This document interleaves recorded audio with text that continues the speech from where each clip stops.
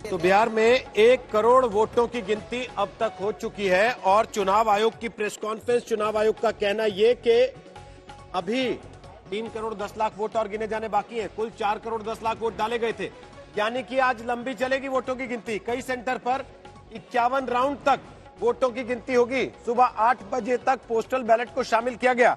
शाहनवाज हुसैन हमारे साथ आ गए, बीजेपी के राष्ट्रीय प्रवक्ता। शाहनवाज जी, लंबा इंतजार करना पड़ेगा, आज तो लड्डू खा नहीं पाएंगे। जी नहीं, हमें इंतजार शाम तक का ही है, लेकिन अगर आज तक के स्क्रीन पर भरोसा करें तो अभी 128 यानी बहुमत से ज्यादा हमारी सीटें अभी हैं। इसको अगर एग्जिट पोल न माने, अगर इसको सैंपल पोल मान लें, सैंपल मान लें कि कितनी वोटिंग हमें मिल रही है, तब भी उसमें हम काफी आगे हैं। तो मैं मानता हूं कि कोरोना की वजह से पोलिंग बूथ बढ़ गए हैं, राउंड बढ़ गया है, करीब 30 राउंड से ज्यादा हर जगह है। तो अभी भी गिनती ज्यादा हो गई होगी, क्योंकि जो चुनाव आयोग ने कहा है उसके हिसाब से अभी गिनती और बाकी है। लेकिन हमें पूरी उम्मीद है कि हम एनडीए की सरकार बनाने जा रहे हैं। भारतीय जनता पार्टी बहुत अच्छा परफॉर्म कर रही है। एक बार मनोज झा भी कुछ कह रहे हैं। मनोवैज्ञानिक गेम खेलने की कोशिश करेंगे।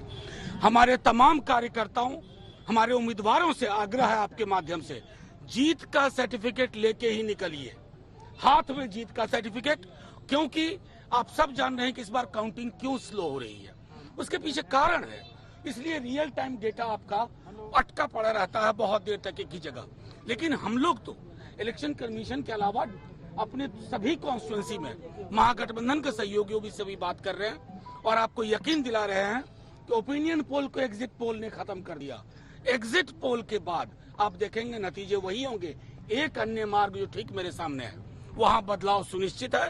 चंद घंटों का इंतजार करिए और ये मैं यकीन के साथ कहता हूं कि आप परिवर्तन देखेंगे। आपके हिसाब से महागठबंधन कितनी सीटें सर महागठबंधन को आपको मैं सीधा बता देता हूँ, 122 है आंकड़ा।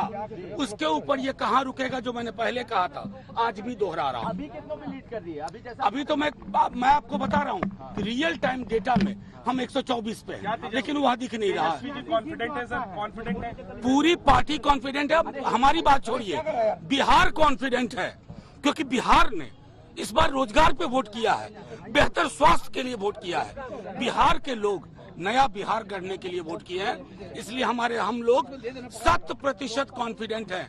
शायद अभी 1:30 बज रहा है, 7-8 बजे रात तक जब आपके पास आएंगे ना, तो ये करते हुए ये आंकड़े मैंने आप इतनी बात कहने का तो कोई मतलब ही नहीं रहा।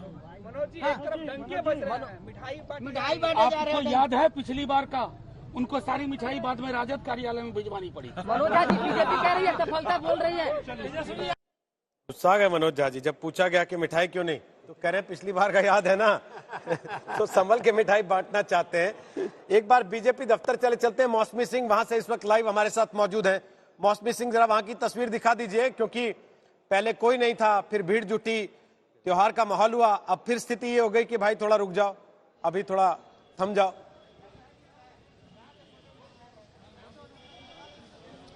जी बिल्कुल, देखिए भाजपा है तो भरोसा है, इस नारे के साथ भाजपा प्रधानमंत्री नरेंद्र मोदी के नाम के ब्रह्मास्त्र के साथ सियासी रण में तो उतरी। सुबह हमने थोड़े ढोल नगाड़े भी देखे, पहले सन्नाटा था, फिर ढोल नगाड़े आए और उसके बाद अब यहाँ पे आप देखिए जो माहौल आपको नजर आ रहा है, भाजपा के कार्यकर्ताओं का जमावड़ा जरूर है।